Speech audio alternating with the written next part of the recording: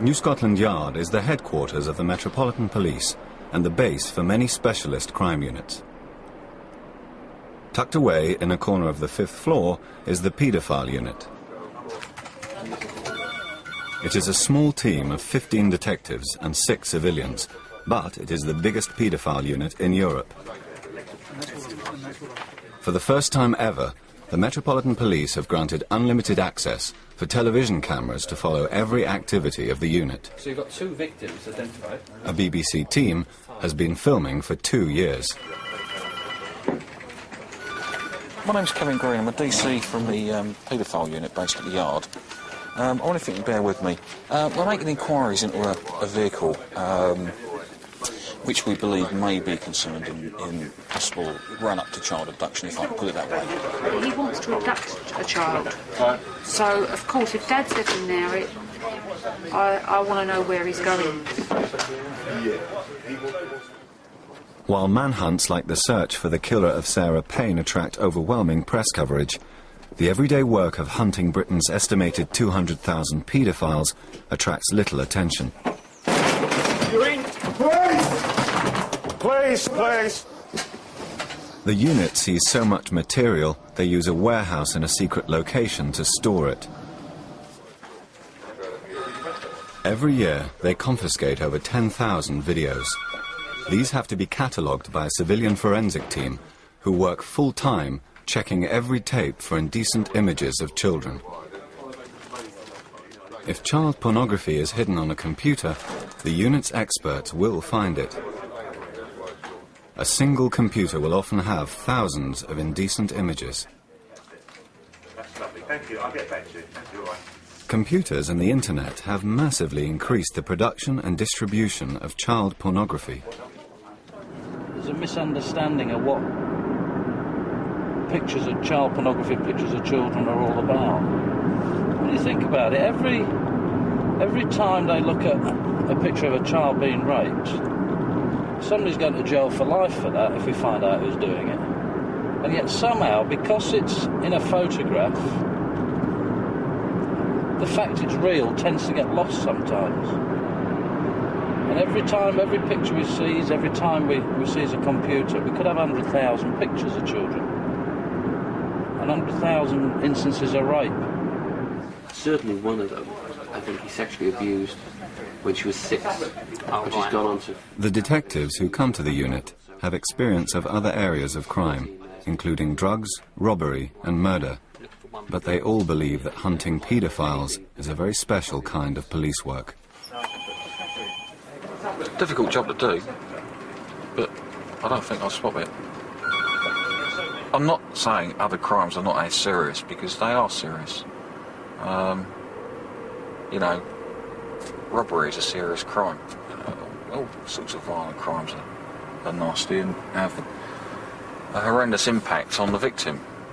But this particular crime it's in my opinion, perhaps not the opinion of the rest of the police, but in mine, I think it's the most disgraceful and disgusting crime that someone can commit.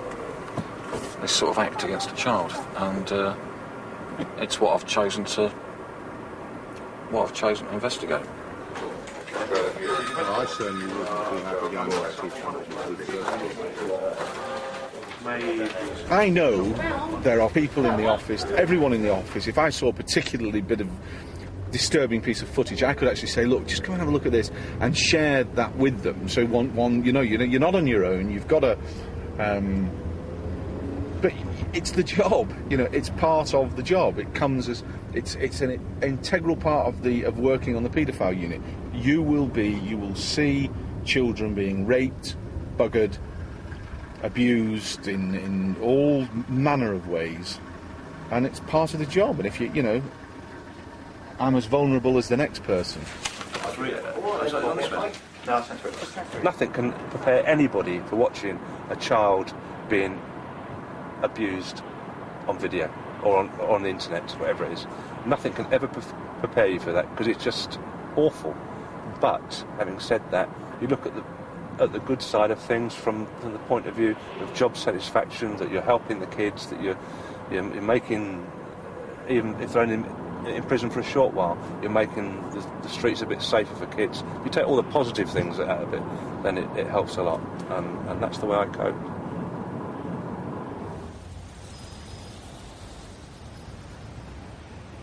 Right.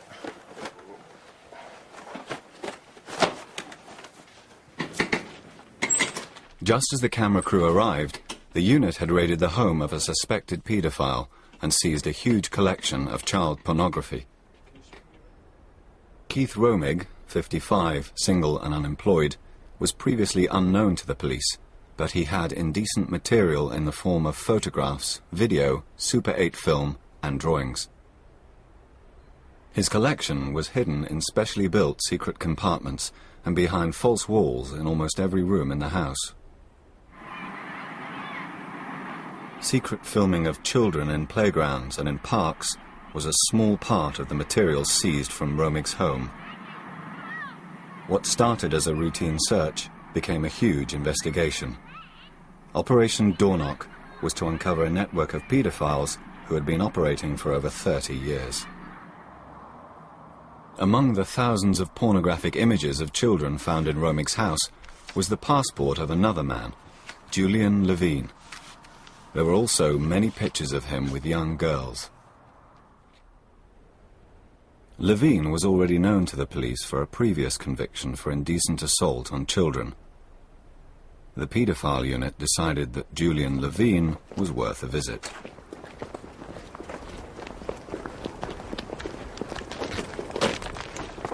It's 6 o'clock in the morning. The team wants to surprise Levine, so there is no time for him to destroy incriminating evidence. Stand back.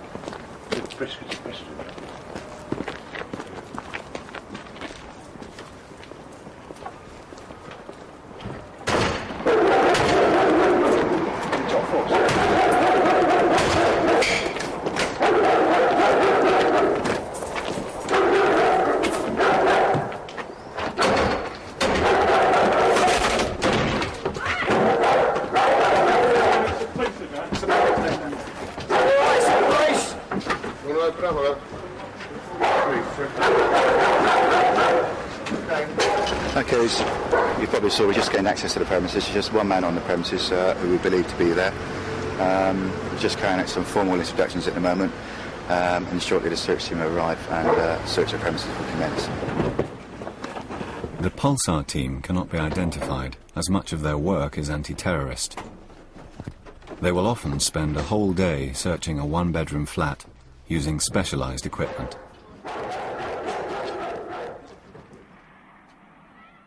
Julian Levine is now 54 and single. His last conviction was nearly 20 years ago, but with the sheer quantity of material seized at his friend Keith Romig's house, the police are expecting to find another collection of a lifetime paedophile. The police do not let it be known that they are from the paedophile unit, but Julian Levine is known locally and some of his neighbours have already guessed what's going on. I mean, so what, it was a van, that don't mean nothing, does it? I didn't actually see police clothes or anything like that, but I just knew, and I had this gut feeling. But you've lived here all your life? But I've lived here all my life, yeah, exactly. I mean, did you ever have anything to do with them when you were a young girl? No, I mean, we'd go to the parks when we were younger, obviously, and he'd always be sort of hanging around. And obviously, like I said to you, what happened after that, I wasn't allowed. You know, my mum was always quite protective. We weren't allowed to sort of go to the park, this, that and the other, and we were always told, watch that man at the top of the road. All I knew was something had happened that shouldn't happen and someone shouldn't do to a little girl. Do you know what I mean? That's all that I ever was told and Somebody knew. assaulted a little girl? Or I wouldn't even be fair to say that, okay. but it's just something that shouldn't happen. And other things, obviously, that you hear, but that could have been just gossip. So I didn't... I think actually... Yeah, my little boy's calling me. So... Thanks for that. Yeah, anyway. that's all right. That's cheers. okay. But I wasn't being nosy when I asked you. Okay? Thanks. All right. Sit down, sweetheart. Come in the back, darling.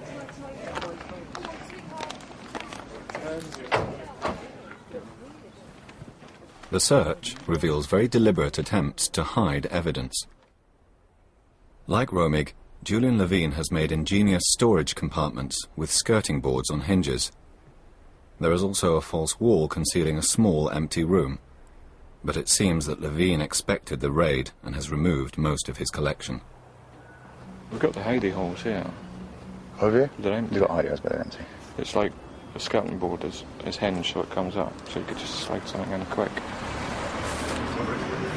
With the pickaxe and that, we think could be that he's burying it.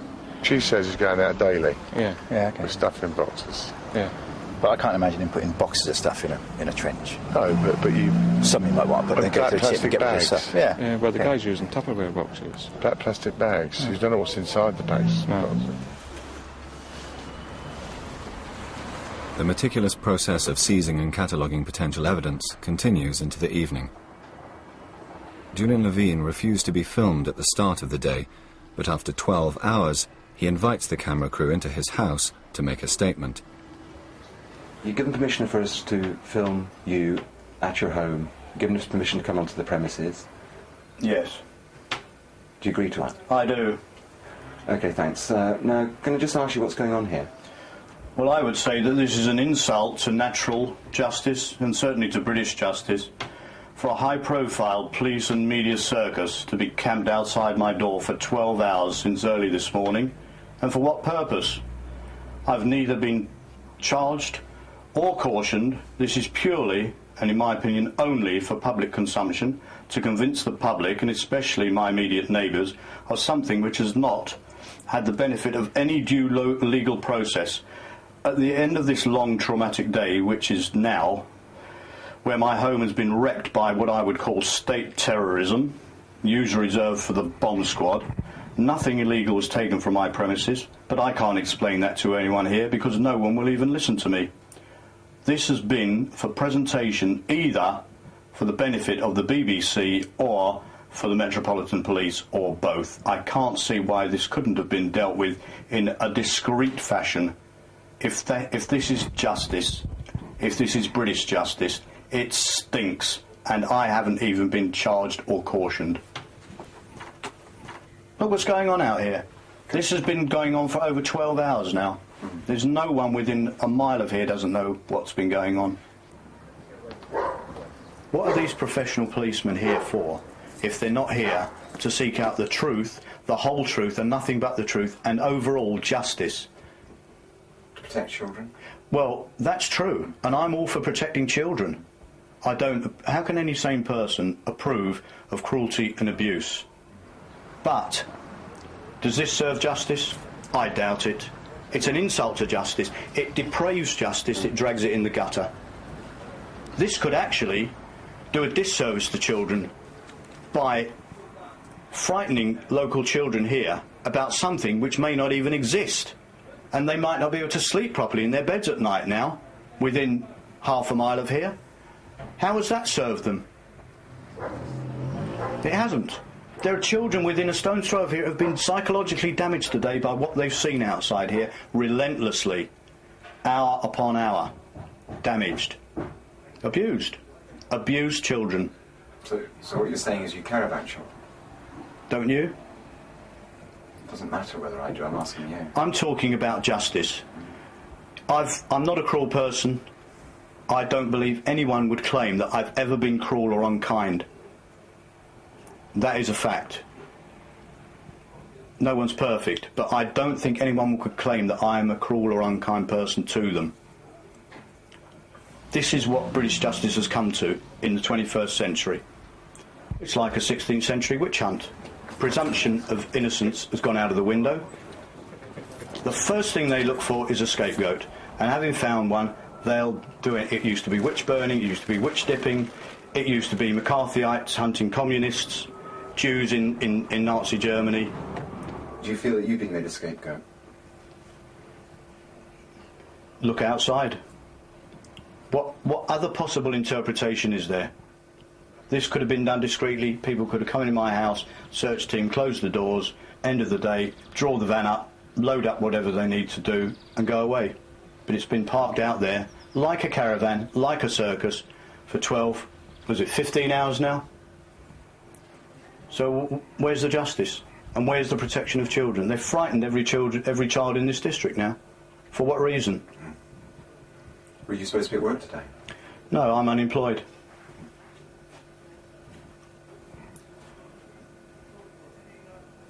Cut.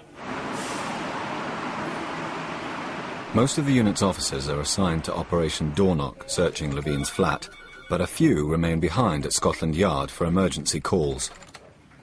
The unit gets calls from all sorts of people, from teachers and social workers with suspicions about colleagues, from concerned girlfriends, and even from other paedophiles. He's basically written a couple of letters to my... DC Andy Ryden receives a call from some builders who have found child pornography while decorating the flat of a computer programmer.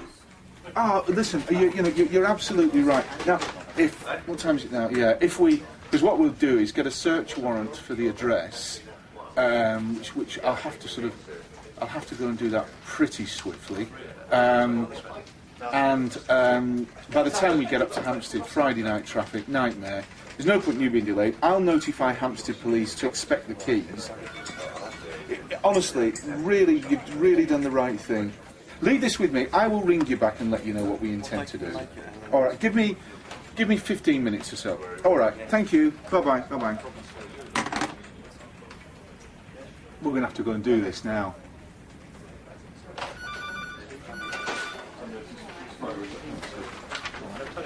Computer programmer. Yeah, that's it. Private clerk. Thanks.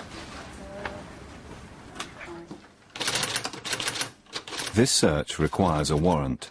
A judge must agree that immediate action is necessary.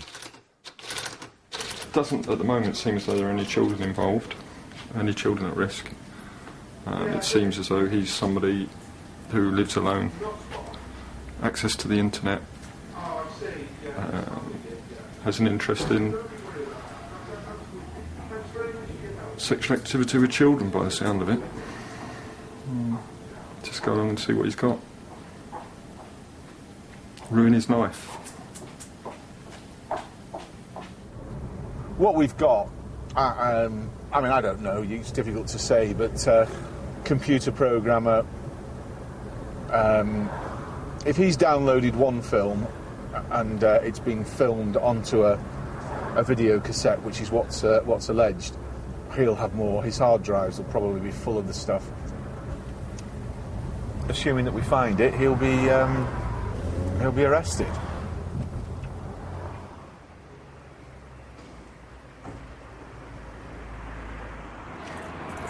Right, what we have is, we've found a video, he isn't in, but we've found a video cassette, and I've had a quick look at it, and it's got probably about a 5 or 6 year old girl being raped by an adult male. It seems to be off the internet, so we're going to continue the search now and crack on.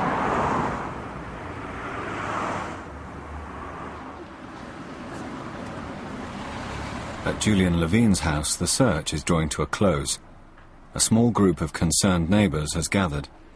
There are rumours that this might be connected to the recent abduction and murder of 8-year-old Sarah Payne. Obviously the BBC are filming it, mate. If you've got any problems with that, then just say so and they'll stop straight away. If you don't have any problems, all I'm going to say to you is what I said to you earlier on. It's got nothing to do with Sarah Payne, just to reiterate that. We finished here for the day. I don't envisage us coming back either tomorrow or in the near future, to be quite honest, until we've examined the material that we've taken away. So is the occupant of the house still living there? The occupant of the house is still on the premises. He hasn't been arrested. Okay. That's about all I can tell you, really.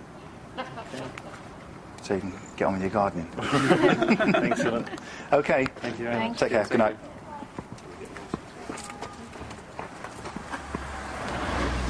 I mean, for families with children, I mean, I'm sure it must be quite scary letting their, children even go to the shops or play around there. Kids, I mean, love cycling. I mean, I'm sure countless families tell their children, don't go down here. We had friends living up here maybe 5 or 6 years ago, which he was caught trying to entice our little girl into the railway embankment down there with sweets, the same bloke. So that's why we're all very frightened of him living around here for the kids' sake. That's the kind of person he is. Where do I stand now? On your doorstep. Yeah, I know that. Yeah, that's the end, yeah. And I'll sort that protection officer out for you. Yeah, well, I don't need one. Let everyone know, nothing illegal found here. After 14 hours. The search team leaves, and local police are notified to keep an eye on Levine's house. He himself takes no chances and later sells his flat and moves out of the area. The unit has found very little and is convinced Levine has been warned by Keith Romig and has moved his collection elsewhere. They will continue their inquiries into Julian Levine, an investigation that will lead to the arrest of other paedophiles and the discovery of over 300 child victims.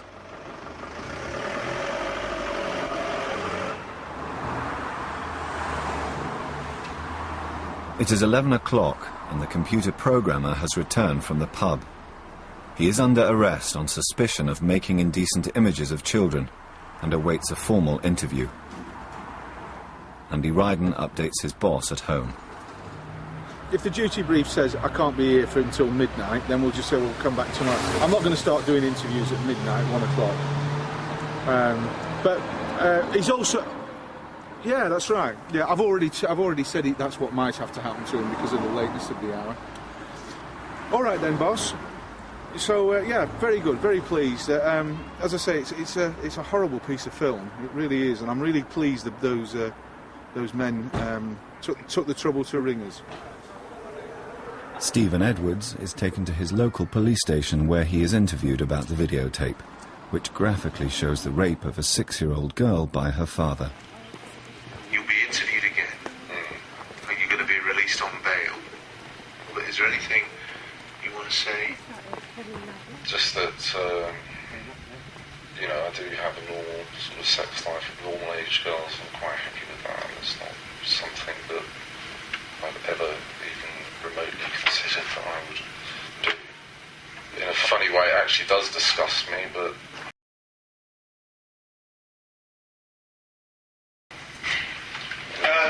Let's say this to you, right? What you're looking at is a permanent record of a child being sexually abused. The film of that Daddy-O series is of a child being raped. That is it. Short, nothing more, yes, nothing less.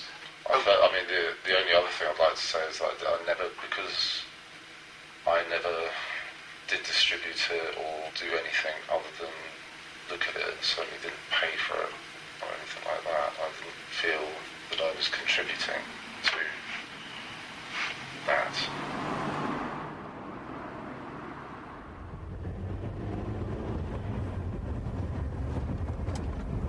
He knew he was committing criminal offences, but it's very interesting, you know, it was more a case of, he says he's never distributed, but when I actually said, well, hang on a minute, you know, you are actually an integral part of the distribution chain, he refuted that. He said he didn't see that at all. He saw himself as a possessor.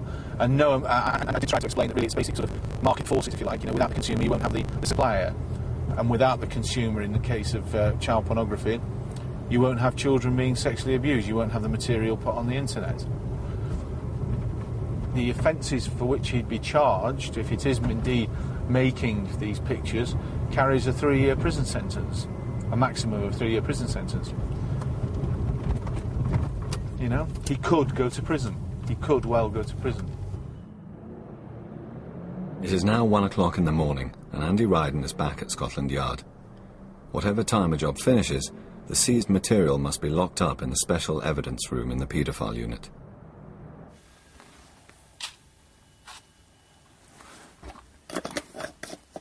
It is interesting. I mean, you know, why do people collect child pornography? You know, and the question, you know, I've asked myself that question, well, every time I've seized some, I suppose. Every time I've seized a piece of child pornography, you think, well, why has this person got it? And it's because, to one degree or another, they want to have sex with a child. That can only be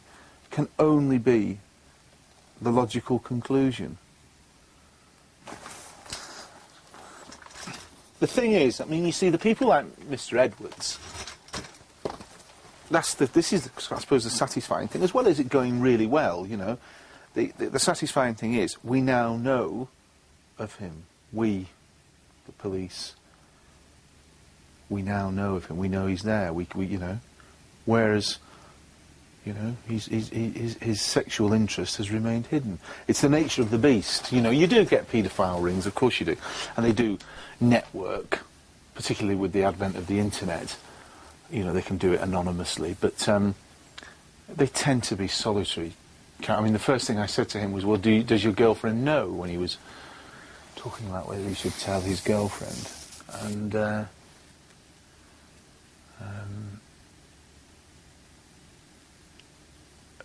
the answer was, of course, well, I mean, I knew what the answer was. Of course she didn't. She doesn't know. She'd be horrified. You know?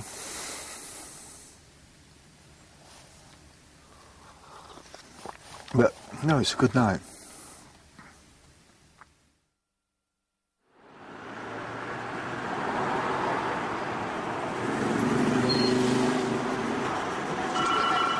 I took it back and got a fax number off it.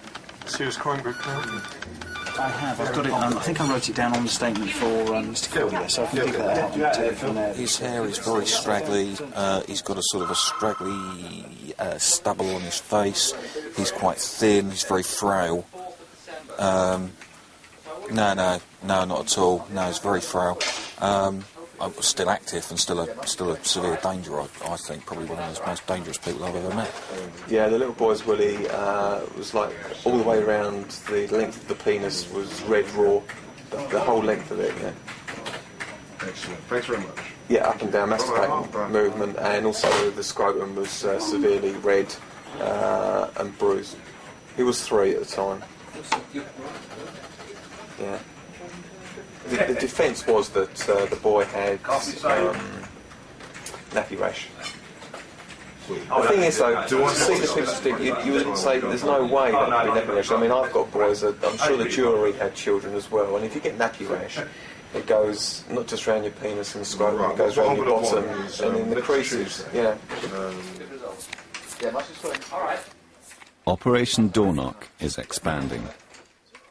At Keith Romig's house, there were many photographs of Julian Levine with young girls in a local wood. The unit contacts a known victim of Levine's from a previous conviction. They hope she will be able to help them understand how Levine operates. She is now 33 and returned to the woods with her father and DS John Gorry. So you were over here playing about? Yeah, we were playing over there by those willow trees, messing around, right. Walk around the path. We were messing around over there, the 3 of us, sort of playing in the water, you know. Yeah. Can you remember, like, what was going on in your mind? minds? He was just chatting. He was talking about the dog, you know, what's his name, how old is the dog, what breed is he, and all that kind of stuff. Yeah. He was really nice, you know, he was just chatting, and someone said, oh, can we show you our little camp, and we had, like, carpet and, you know. I know, I do know. Yeah, we had a little camp in here. We've all made them. Well, it's changed a little bit, actually. I haven't been in here for years. So how long were you in here? Can you remember? With this man? I don't know. Half an hour, maybe. Uh-huh. I'd say it's been 20 years, you know, but, I mean, it's within this bit here. Right. Yeah. That's been a great help. I remember the camera was black and he had a red button on it because he made me take a photo of him. Yeah. With his trousers down. Yeah. Really? Yes, really. I can't remember all of it. Yeah, well, I can. Well, when he took his trousers down, he crouched down, kneeling down on the floor. When you say kneeling down on the floor, was that I was sit. On all fours, or what? I don't know what you mean. No, he was just sort of just crouching down like that. Oh, right. And I was still sitting in the tree. So where was his trousers? Around his ankles? Around his ankles. Right. Yeah. And where were you? You were in the tree? I was still sitting in the tree. So he took a photo of me. Yeah. And then he passed me the camera. So you're now up in the tree. Yeah. Looking down at him. Looking down at him, and he's crouching down, sort of bending down. Yeah. His trousers around his ankles. And he said, right, take a photo of me. Right. And can you remember, was his penis erect or not? Yeah, it was. Uh-huh. The detectives need to build a bigger case against Levine, but they are concerned that while he is a free man, he could approach other young children and abuse them. His activities are closely monitored. Among papers seized from his house was a receipt for a lockup at this warehouse. The detectives believe that Levine has his collection hidden here, but they wait for him to return to it in the hope that he will be bringing more material. Julian Levine eventually arrives at the warehouse, and his car is loaded with black bin liners full of personal property. He is immediately arrested and asked about the lockup. Is there anything in it that we should know about? It's Romig's railway, postal, historical, you know, all his collection and that. All my rock and roll stuff and, you know, various collections and stuff like that. There isn't anything illegal in there. Right. You know, that's a fact. And what's the system here? You have a key, or do you what? Yeah, I've got the key, yeah. You've got the key with you? Yeah. Okay.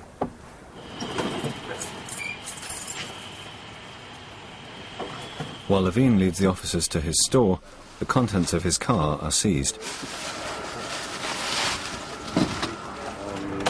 I'll count the discs, I think. What I haven't done, Tim, is put the bag number on each of those labels, yeah?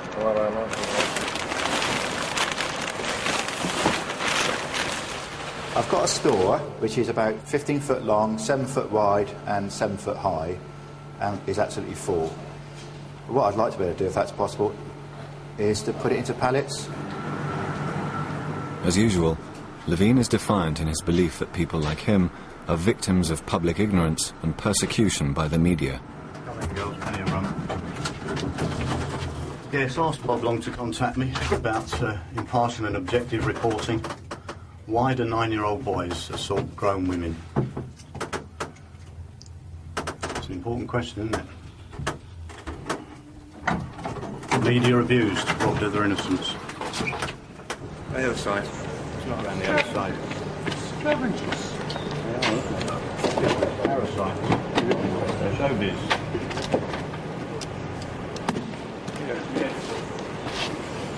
Stay that side. Right. Like I say, it doesn't smell any better than last time. Why are young boys assaulting adult women? That's the question Bob Long needs to answer. Too many examples. The media robbed of their innocence. That's what's happening. Kids are laughing at us. Okay. They're laughing at us all. There's nothing they don't know.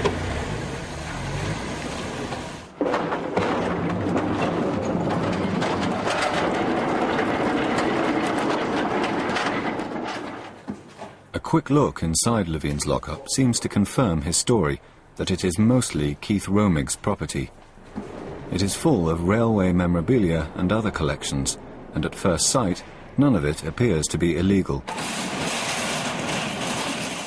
But every scrap of it will have to be checked, which could take weeks. It is taken to a secret police warehouse for further investigation.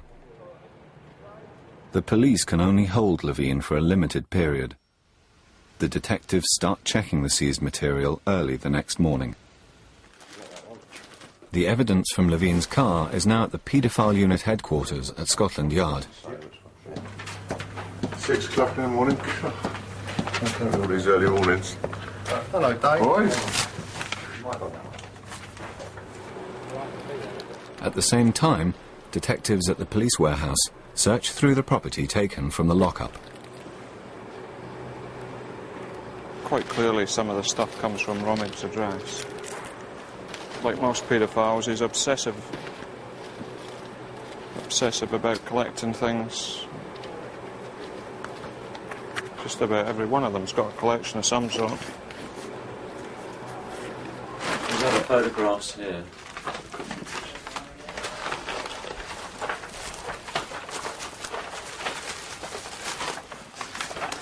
Lots of shots up little girls' knickers.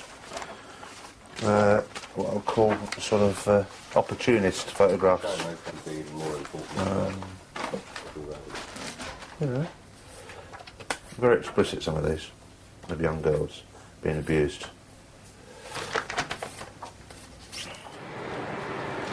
sad bastard, isn't he? I suppose he was going to document it at some stage.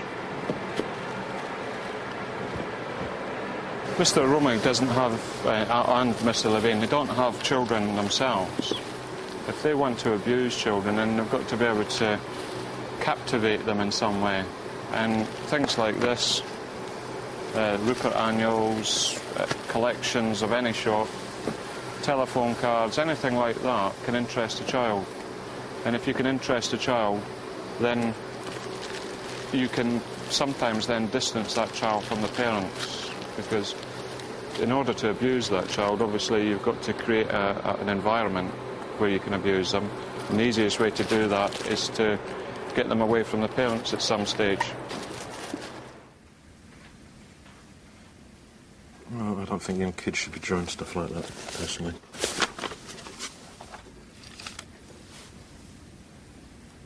Obviously some adult has got them to draw that type of thing. It's not the sort of stuff they think of themselves. There we go. 5-year-old's first try to sex drawing.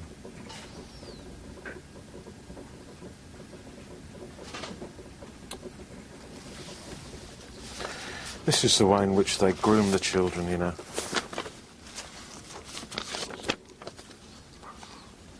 Julian, Julian, Julian. Love is a warm and tender feeling. To Julian, thank you for taking me swimming and fixing my stapler. Love from Victoria. There we go, we know her. We found the pictures of Victoria.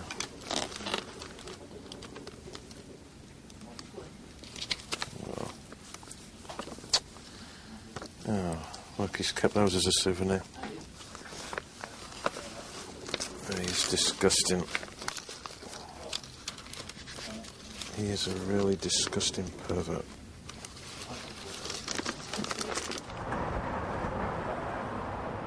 Levine is released on bail. The drawings in his possession are not illegal. The photographs and other evidence suggest the possibility of more serious offences. While continuing to monitor his activities, the Dornoch team is trying to locate and interview his victims.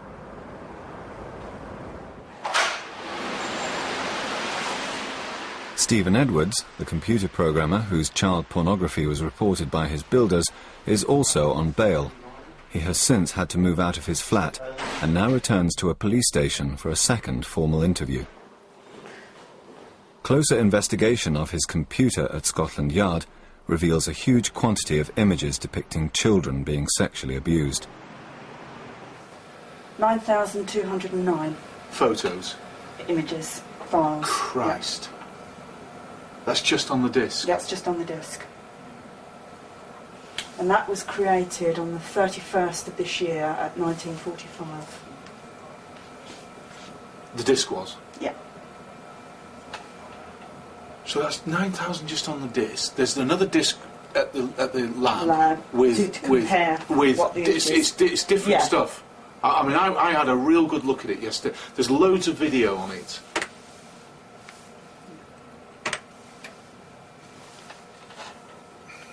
God's sake.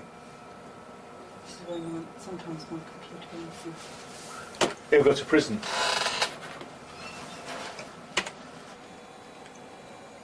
Now, what else is quite interesting is, and Michelle's brought this to my attention, the series of images that are contained in a file that's been called AT. This is of a white European, or of a white male, whose face is completely blacked out. He is having sex, you see on this picture here, with a Far Eastern girl, who I would say is no more than 10 or 11, if that. I think that's being generous. There's a series here, he urinates all over the girl. All the time, of course, he's blacked out his face. And what, if I can find the clip, again, he makes the girl dress up in bondage gear, studded collars. this is a clear case of sex tourism. The little kid really is totally expressionless. I'd love to. I mean, it would be so satisfying to find out who he is.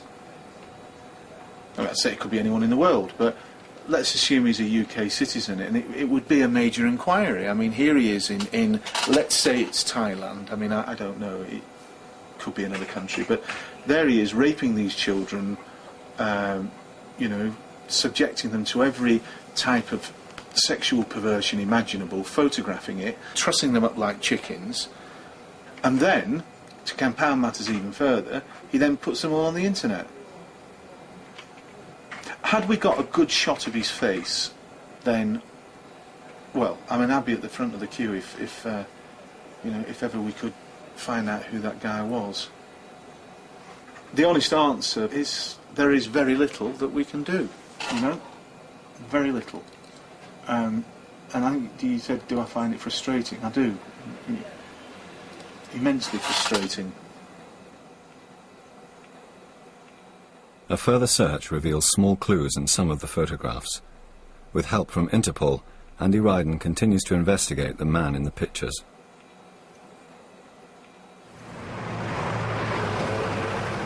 Stephen Edwards, the man who downloaded the images, is formally charged in the presence of his solicitor. Hi, Stephen. Right.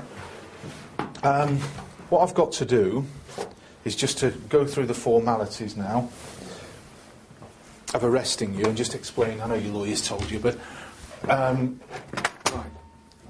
You're under arrest, okay, on 5 counts of making indecent images of children. You do not have to say anything, but it may harm your defence if you do not mention when questioned something which you later rely on in court. Anything you do say may be given in evidence. Okay, 10:50. Stephen, what's going to happen now is we're going to go through to the custody office. You'll be charged, your fingerprints and DNA samples will be taken, and then the custody officer will make observations about bail.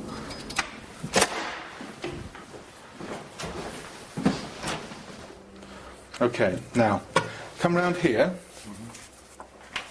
Right, hold out your left palm. Okay, left palm. Okay. And just let me, that's it. Keep going, all the way, all the way, all the way. Gosh. Okay, into this one. Thank you. That's 2.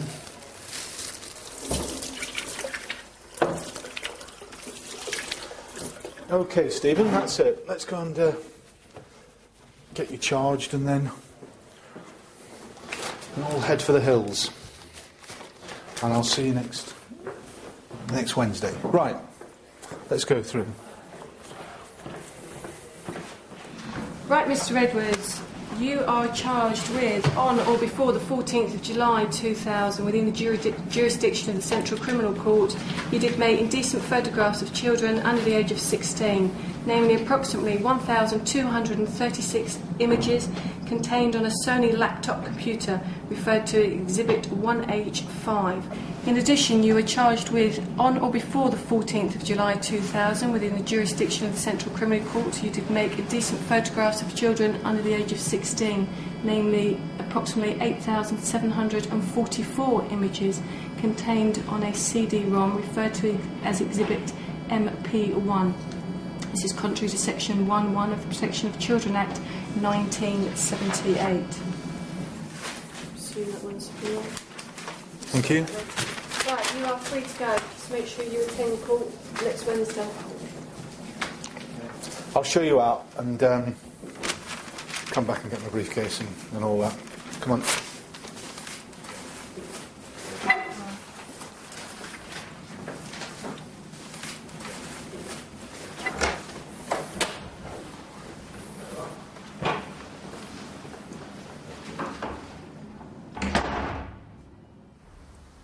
there was a time when my daughter was born. This may sound, well, will sound awful, but I was holding my daughter, and I actually thought, I have dealt with people, I have sat with people who would want to have sex with a baby like my daughter, of my daughter's age. And that really did, you know, it really did make me think. Because, of course, never having been a parent, it's all very well sitting in the clinical confines of a police station, listening to somebody telling you, well, actually, yes, I do want to have sex with babies, and I'll tell you why, Mr. Ryden, because I don't like body hair. You don't accept, you don't understand, it revolts you, it repulses you, what they do. But, like it or not, some people behave like that, and someone's got to deal with them. But here, boys. How old is she? Do you know her name? It's the same girl, is it? I'm just confused here, but just to go back, the incident happened in 1994. What's the name of the girl in relation to that? I will get next week. And who was committing the rape? Was it the people who lived there? The pornography was held under various sort of titles on the computer, fish names, actually, trout and bats and crap like that. Anyway, on spec we did a warrant at his ex-wife's address. Now, it was strange because obviously she had a couple of kids, and the thing that we took the computer anyway and a couple of discs, but the thing that struck me was the lack of his clothing in the bedroom he shared with her. For example, he kept his socks and his pants in the little girl's bedroom, in a bedside drawer. Staffing hours have to be increased on Operation Doorknock to check every video, photograph and document seized from Romig and Levine's property. Most paedophiles are obsessive in making and collecting a record of their abuse. This is very often their downfall. Their collections become evidence against them and can lead to the discovery of other suspects and victims who become prime witnesses. Hello? Hi. How are you? From audio tapes found in his home, it appears that Julian Levine liked to record telephone conversations he had with young girls. Shall I call back later then? It's up to you. No, I'd rather have a chat. Are you comfortable? Yeah. It's not cold in that hallway, is it? Nope, I'm not even in the hallway now. Where are you? On the settee. Oh, right, I wish I was there with you on that settee. And everyone was away. Yeah. So, you still got your shirt and your knickers on, have you? Yeah. Oh, right. Who's there with you? My mate's popped out with his girl. He's gone down the shop, so they'll be away for a while. So we're alone at the moment, darling. Yeah. What was I going to say? Oh, yeah, when was you 12 then? May. 12 years old? May. Yep. So you'll be 13 in 2 months' time? Yep. Oh, right. You know you said you'd like to have a baby girl? Yeah. Right, how many would you like to have? 2. What, twins? Yeah. Oh, that'd be nice. Yeah. What, little blonde ones or what? Yeah. Oh, that's nice. I'd love to be able to give you the 2 twin girls. Would you like that? Oh. If we was in bed now, we could be making them, couldn't we? Would you like that? Shall I tell you all about it? If we was sort of all snuggled up together. Yeah. Okay. Can I kiss you on your... you got a nice little nose? Yeah. Oh, good. What's it like in your bedroom? You got a double bed? No. Just a single bed? Everything is just sectionalised. Or if it deviates from sectionalised talk, then it will return quickly via him. Have you got any bra on at the moment? Yeah. Have you? Can you get under it? With your hand? You giving them a nice little rub? Yeah. Oh, lovely. Because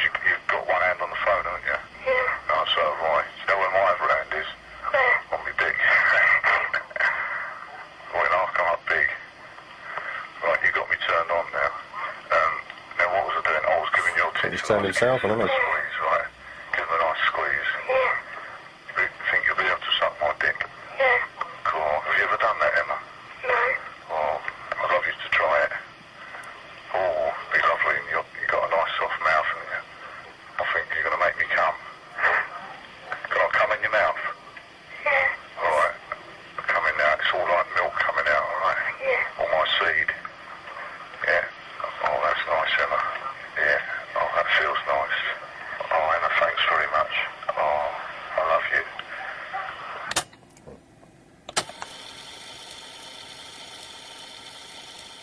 So, you still got your shirt and your knickers on, have you? Yeah. Oh, right. Who's with you? My mate's popped out with his girl.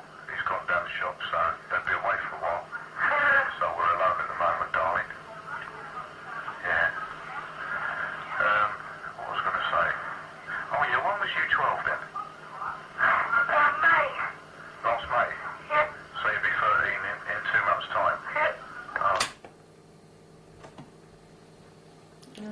Does it sound like you? Does it maybe sound like you, or is it definitely not you? What's your reaction to listening? Sounds like me, doesn't it? But having said that, is there anything that you've heard so far that Now you? my heart's really beating now. Don't worry. Don't worry, worry. Don't worry. Don't forget, all of this is what kids do.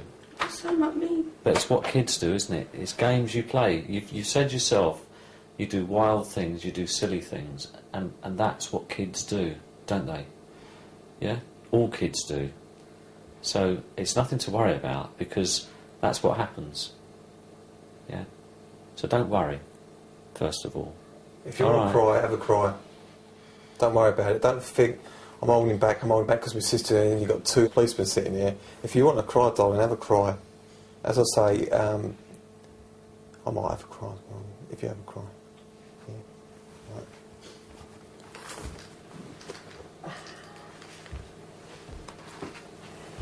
Shall I get a cigarette and we'll share it? Yeah.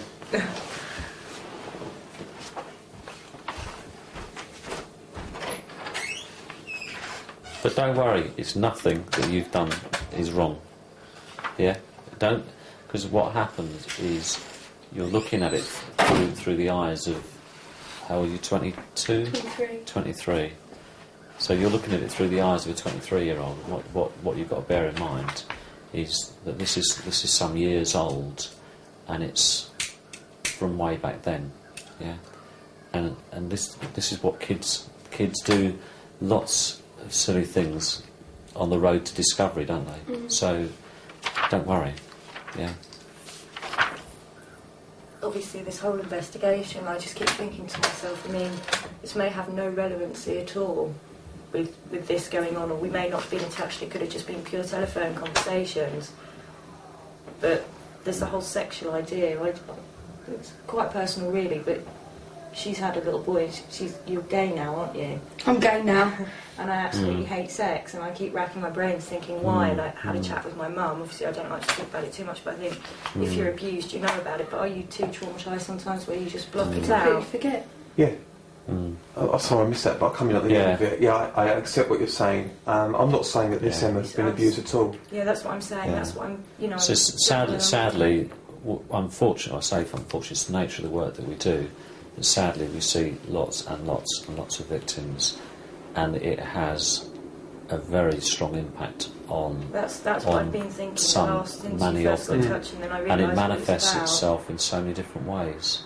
And what you're talking about is not an unusual reaction, in the fact that what you're doing is you're putting men completely away.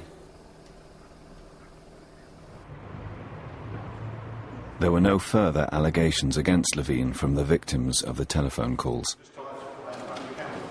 He reports to a police station to give a DNA sample to be compared with semen found on young girls' underwear.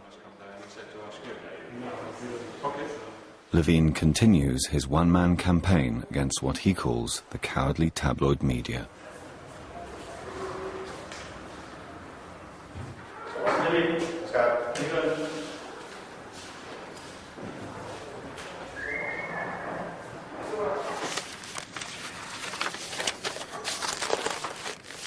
DC Paul Helsby works his way through the drawings and tracings of indecent photographs found in Julian Levine's car.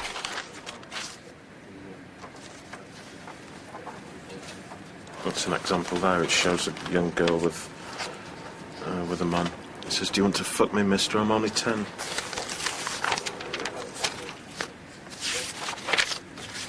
The reason he keeps these tracings as well, I mean, it isn't an offence to have these tracings and drawings. That one there is entitled Family Joy. At the top, you see quite clearly what it is. 2 adult males, an adult female, and a young girl. I certainly wouldn't call it Family Joy. Not many people, not many other officers apply to join this unit because they feel that they just can't cope with it. Now, once you get up here and work with the stuff, that isn't really the case. You do become accustomed to it. It still has its shock factor, obviously. But before you come here for your interview, each and every one has to come to the unit and look at a compilation video, some of the worst stuff that has been picked up over the last few years, so that you're under no illusions at all as to the type of thing that you're going to be dealing with. And 1 or 2 drop out after seeing that. They feel that they can't cope with it. And it's only right that you should see what you're going to be dealing with before you come up here. So, what was that like the first time that you were confronted with that material? That was really shocking. It was, you know, the worst type of stuff. You see kids being tortured. There's a case that was running up here a few years ago, and they showed me an excerpt of that. It's a tape of a Dutch boy by the name of, I think he's about 8 or 9 years old, and you see him tied to a chair. He's obviously drugged. He's been terribly abused. It's really shocking stuff. And again, you see other stuff with kids being tortured, having needles inserted into the genitalia, that type of thing.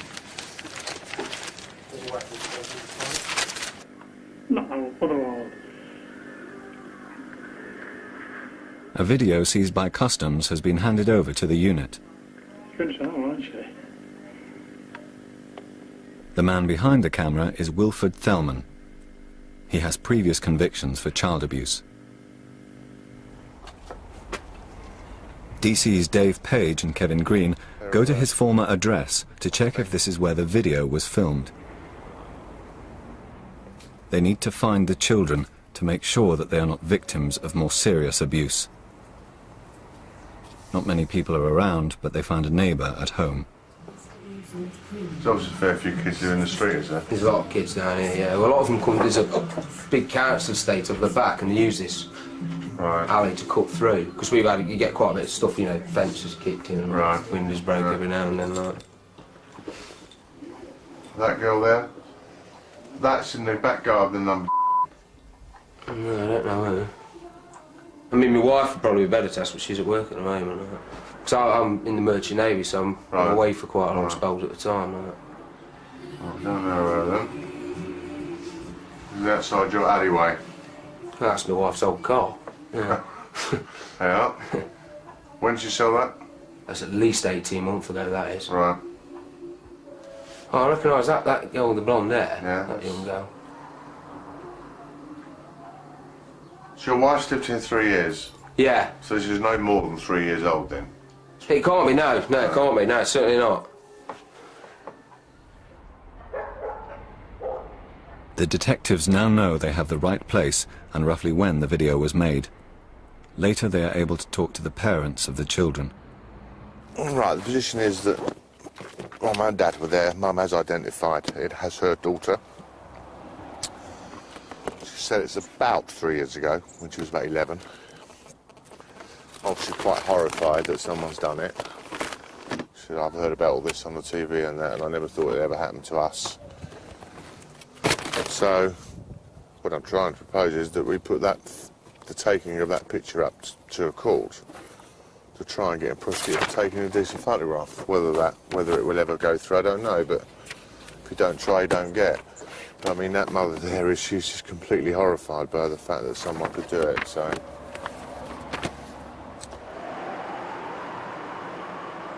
Feldman is arrested, and child pornography is found hidden in his flat. Hi. Film you. Get in, Clifford. You move those right to the other side, can you? Yeah.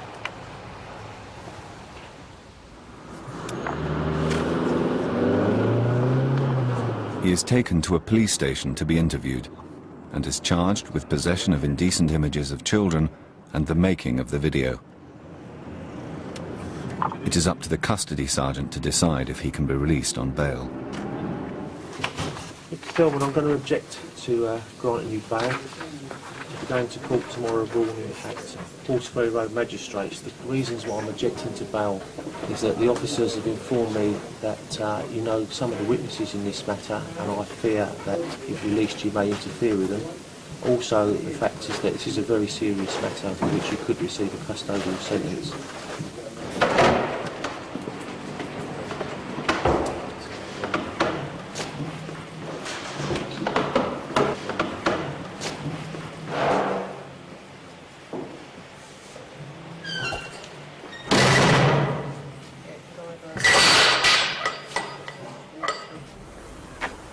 I think it's a danger to society, to be honest with you. The man who have 8 previous convictions like that and to go and do the same thing, they never stop. Never stop. Give all the therapy you like, you never stop. You can have therapy after therapy and they never stop.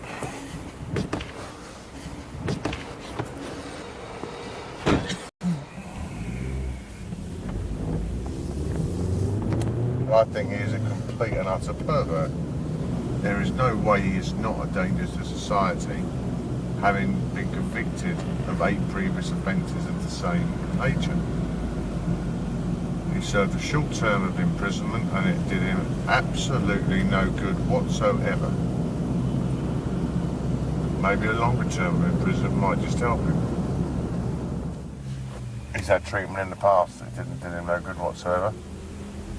There must be some other form of chemical castration, maybe. Is that the cyanide, or is that... Well, he was taking tablets before to take away sexual urge towards children. But it never took the urge away? It never took the urge away, but it stopped him getting an erection. Stopped him getting an erection, which took the pleasure out of it for him. Which is better than a poke in the eye. Maybe that's what he deserves, a poke in the eye. I mean, he will not convince me in a month of Sundays and that he does not get any sexual gratification out of it. It just isn't. I would not be persuaded by that one iota. And I am convinced that in those pictures where he's filming the girls in the street, he is masturbating. Because you can hear him at times deep breathing, so his breathing gets really quite shallow. And the camera gets knocked off, and he said, oh, he was moving the camera. And it fucking fell off, didn't it? It fell off. Fell out of his hand.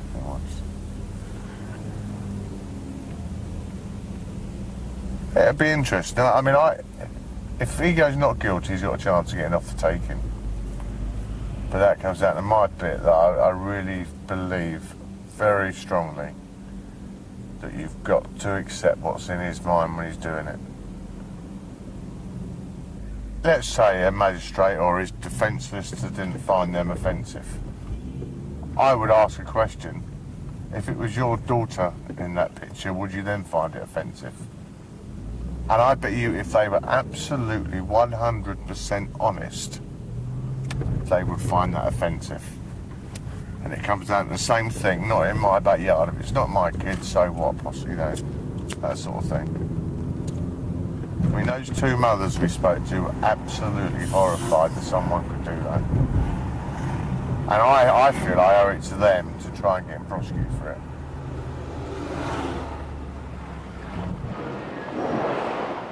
Julian Levine reports to a police station to have his bail extended. The unit is still not ready to charge him. They hope he may lead them to other suspects, and they need more time to locate child victims.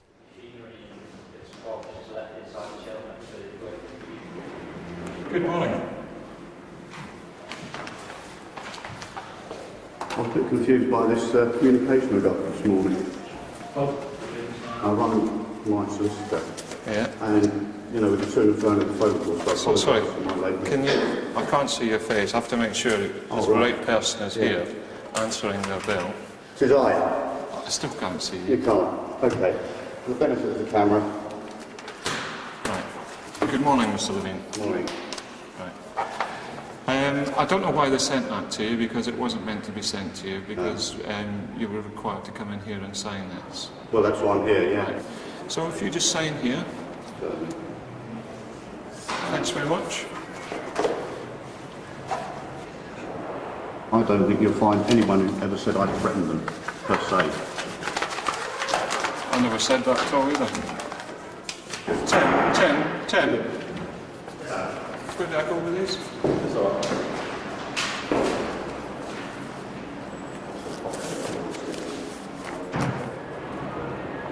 Keith Romig is the other key suspect in Operation Doorknock. It was the search of his property that started the major investigation and led to the arrest of Julian Levine. Oh, Mr. Romig, do you want to take a seat just now? It'll literally take 5 minutes. We'll just get the paperwork out. What's going on? It's in a public place where they can film. So if you take a seat, well, I'll get the paperwork. Take a seat there. DC Tim Owen is the exhibits officer for Operation Doorknock. There was so much material taken from Romig's house that 6 months after the original search, he is still cataloguing the evidence. Yeah, these were all found in the same place, but they're just, you know, horrible stories, so, you know, I'll read you a little bit. Daddy's going to squirt cum in Jane's tummy. This is fun. Fun, fun, fun. Having sex with your daughter is even more fun for men. Having sex with your father is even more fun for little girls. Having sex with your brother or sister is fun too. Daddy's having fun. Having sex with his daughter. Jane is having fun having sex with her father. See Dad's cock going around there, you know, it goes on and on and on. It's just like go bloody mad. Terrible, you know. These like off the internet. There's a poor little girl there, she's probably about 6. You know, just from experience, that's probably a daughter. You know, the old man's got a webcam. Gets linked into the internet, goes into a paedophile chat room, sticks his webcam on and abuses his daughter for the sexual gratification of like lots of people that you don't even know. Well, that poor little girl goes through, and one of the difficulties is identifying her. You know, that's why it's been frustrating. You know, great job this, but you know that there's so much more you could be doing. There were 32,000 negatives found in Romig's house, around half of them indecent images of children. One series features an unknown man. He must be found, but the only clue is the name of a house, which appears to be Hazelcott.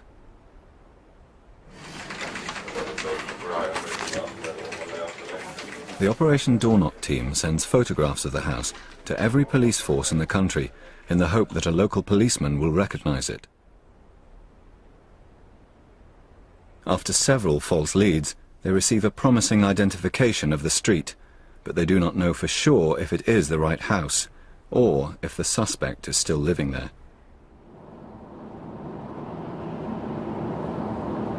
I would guess that is so sort of localised that, and he's most probably could even be a character within the community, that people are going to know him, aren't they? Oh yeah, that's what I'm hoping. Yeah, not just... Hopefully knock on the door and go... Yeah. Well, first of all, we'll identify which is Hazelcott, but just because it was taken outside there doesn't mean it was actually that house where... Well, I think we have to look again at those photographs, Andy, with the kind of the... It doesn't look like a bungalow, does it? Because inside you're actually on the stairs. What they're saying, Andy, as well, this road here, this is like the back. It's like a back. He says people wouldn't regularly walk up and down there because it's... But these two people might still live there, might they? We could do some house-to-house inquiries along the lines of, you know, how long have you lived there, sort of thing. And, oh, yeah. And there's some photographs. Show them these photographs. Do you remember this area when it looked like that? When was there a white fence outside? Do you remember a house called Hazelcott? Yeah. Do you know this man? Do you know this paedophile? Sorry.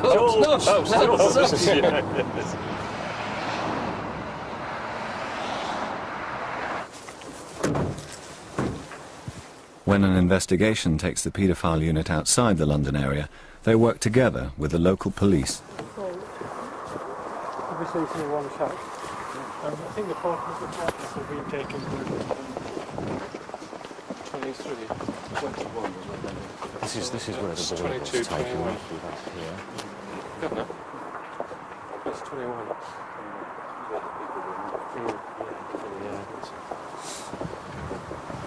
These are the houses.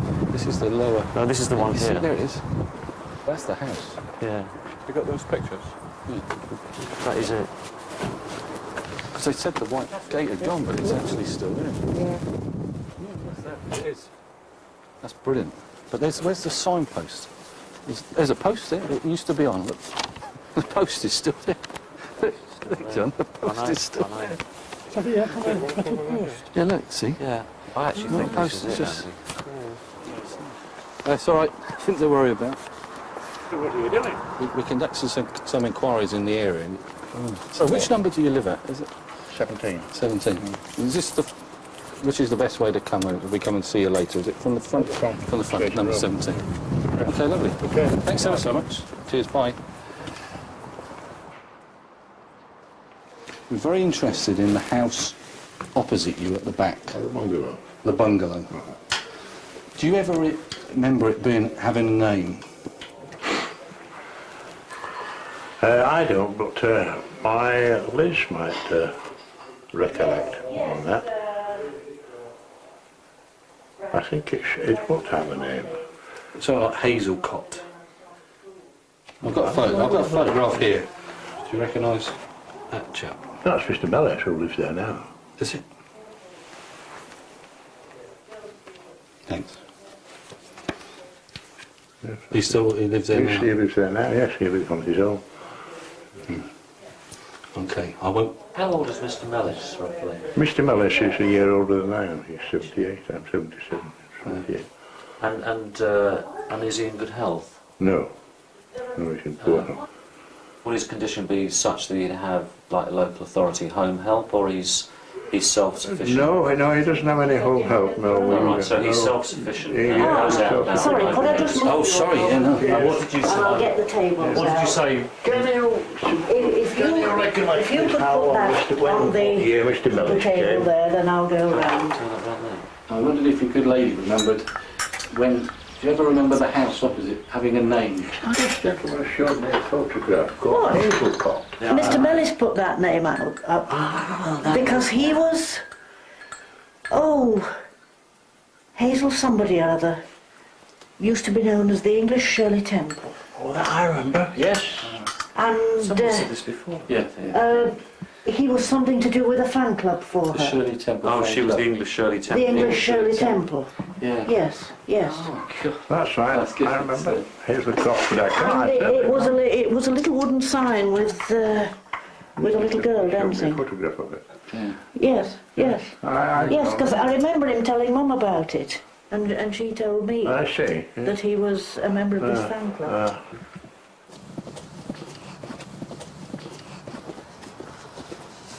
I didn't notice it the first time I went down.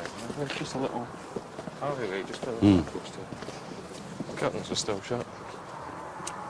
So you got a panel in the roof with a glass tile in it. Yeah. I suggest you have got an attic space. It's even got the shutters.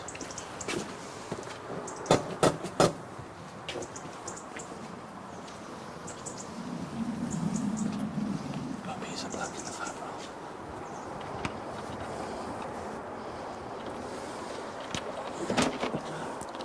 Good morning. Mr. Mellis. Oh, yeah. It's all right. I'm sorry to trouble you. I'm Detective Inspector Marshall from New Scotland Yard in London. and I have to arrest you on suspicion of taking indecent photographs of young children and being concerned in their distribution. I did not distribute that. And just let me explain something, just a minute. And also on suspicion of committing indecent assaults on young children. Okay. Listen very carefully. You do not have to say anything, but it may harm your defence if you do not mention when questioned something which you later rely on in court. Anything you do say may be given in evidence. These are my colleagues, DS Dorrit and DC Murray. Just what we'll do, I understand you're an elderly gentleman. Let us come in, let you sit down, calm down, and let's get a grip of the situation, and we'll deal with it. Yeah. Okay. Yeah. And because I've arrested you, we have power to search your house under Section 18 and 32. Okay. I'm too old for anything like that now. The officers find a room that was devoted to the memory of Hazel Ascot, a 1940s British child star. Trevor Mellis was the vice president of the Hazel Ascot Appreciation Society, which set up a young girls' dance troupe known as the Hazelettes. It is later discovered that Keith Romig was a member of the society and Julian Levine was its official photographer. These three men were using an otherwise innocent society as a front for their sexual interest in children. The furniture and wallpaper in Mellis's home have not been changed for many years. The police video shows quite clearly that the indecent photographs of children were taken there.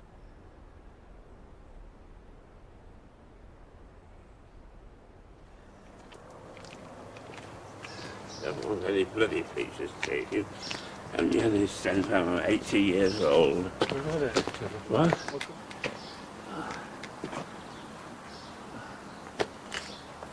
You okay?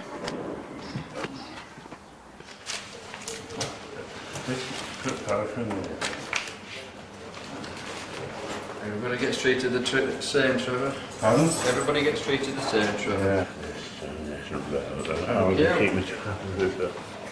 Belt, please. The shelves tend to drop down. I'm going to go out my belt.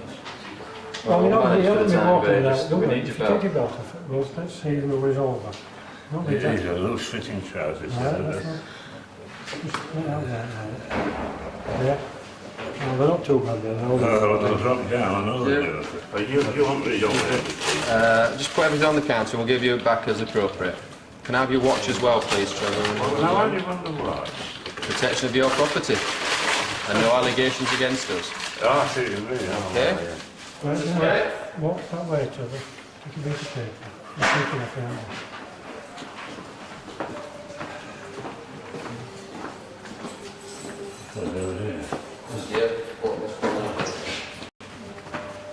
You're going into a cell, Trevor. You're going into a cell to wait the doctor to arrive. You're going to be examined by a doctor, okay? No, we're waiting for the doctor now. He's been told. Wilfred Thelman is due to appear in court for the video found in his possession, together with the child pornography found in his flat. One of the mums has said to the girl, you know, you will not go beyond that lamppost and you will not go beyond that front door there. And of course the girl doesn't. She's in a safe, what she considers, safe environment, and you've got a geezer across the road filming her doing handstands. Oh, I don't think it's on. And I'm going to give it a run, and you know, and he's got the other one changing and undressing in the back garden.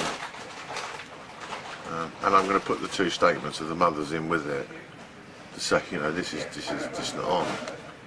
And see what happens. I mean, and with his, if he was never had previous, you know, but his previous stinks. Thelman pleads guilty to the possession of indecent photographs of children, including the video. Satisfied that he will receive a custodial sentence, the Crown does not include the making of the video in the case against him.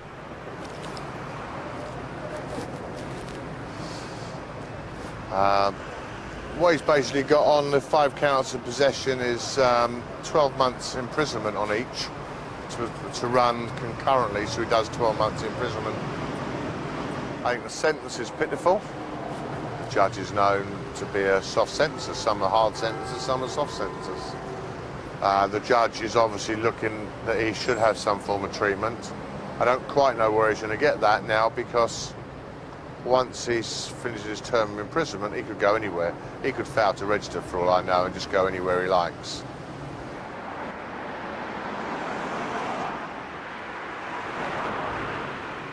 Thelman is released from prison 2 months later because his 5 months on remand count as 10 months towards his sentence. He will be under a supervision order for 3 years, which requires him to attend therapy and a rehabilitation program. He will also be on the sex offenders register for 10 years.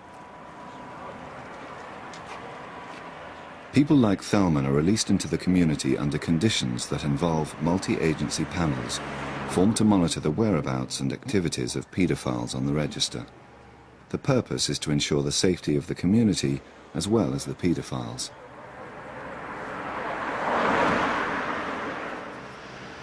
Stephen Edwards, the computer programmer, pleads guilty to making over 20,000 indecent images of children. He is sentenced to 2 years imprisonment. Who was on Edwards with me?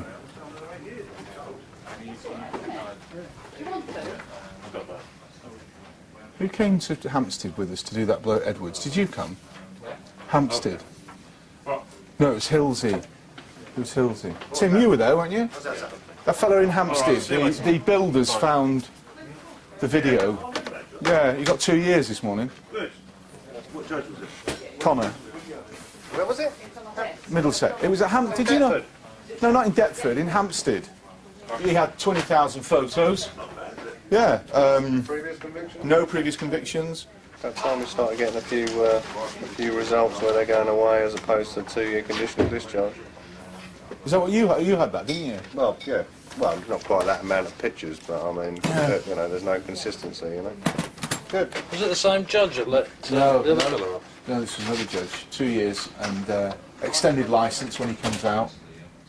Ruined. He was. I didn't know this, but it came out today. He was earning 90,000 a year as this computer programmer, and every facet of his life has gone now totally.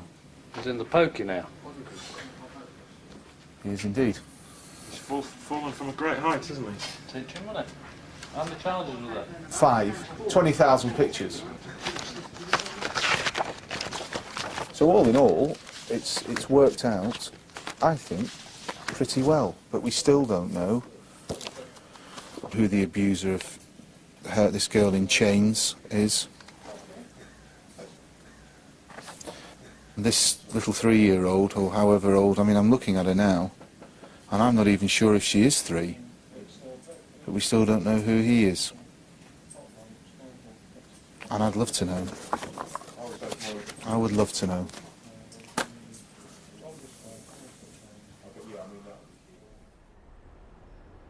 The suspects on Operation Doorknock are still a long way from being convicted of anything. So far, there are 3 of them, connected by the child pornography seized from Romig and Levine and their membership of the Hazel Ascot Appreciation Society.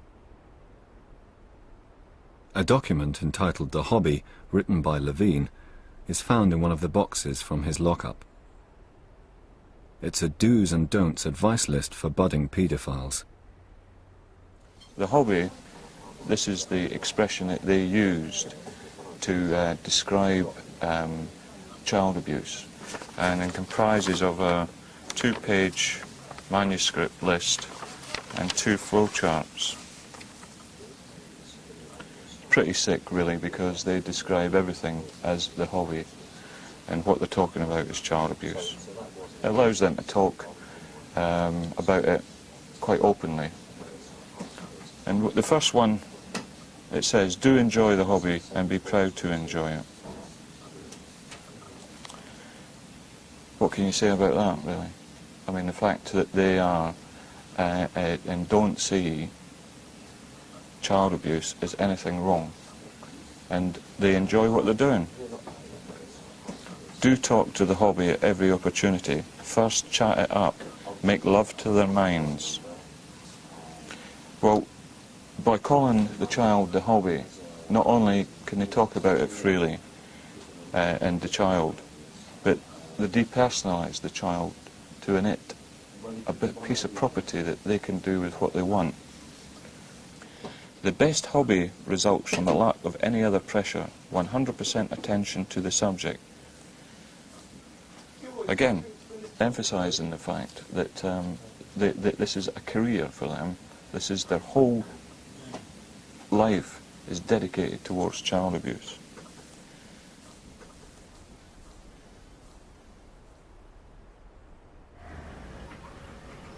Videos belonging to Julian Levine are still being viewed and catalogued by the door knock team.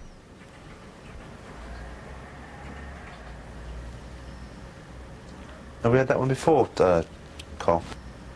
I mean, they look fairly old, to be honest with you, don't they? Yeah, I mean, certainly this is the one he edited, Little Nymphets, or I think he put a title on it, yeah. He's frozen that there. See, he's frozen it. That's playing normally, and he's frozen it on her bum. Yeah. Yeah, knickers again. No sound. Okay then. Cheers. Colin, have you seen this before? One here. Let's go back on it a bit. Hang on. Yeah, La Fury, yeah, and this one. yeah, it's almost like it's like a compilation, and there's a French film on there. Yeah. Then it goes on to this, Music 10 in the background. which is homemade. Yeah. It's all little snippets. If it's the same as what we had before, it's all sort of. Have you seen this before? Have you? Yes, I have. Yeah. Yeah. That's that girl in the photograph, isn't it? Yeah, we've definitely had that before. Have we? Yeah, definitely. Down, Dave, we'll see it. That's in. From the back, that's got to be in. From the back, that's got to be in. He's fast-forwarded that. Go back again, that's got to be in. Look at the stature of this bloke from behind. It's a bald head. He's a bit younger. I think he might have been ID'd, I don't know, but in the back it enough looked like him. The bloke in the dressing gown, Colin, has he been ID'd? I don't think so. That's not Levine, Steve. Oh, that's not? No. No. That's the same like the dressing gown, isn't it? Yeah. Yeah. That's not Levine. Operation Door Knock has a fourth suspect. This is the first time the unit has a copy of the video that is clear enough to possibly identify the man. The police do not know how recent the tape might be, and they are concerned the very serious abuse shown on it is still happening. They have to find the man in the white dressing gown.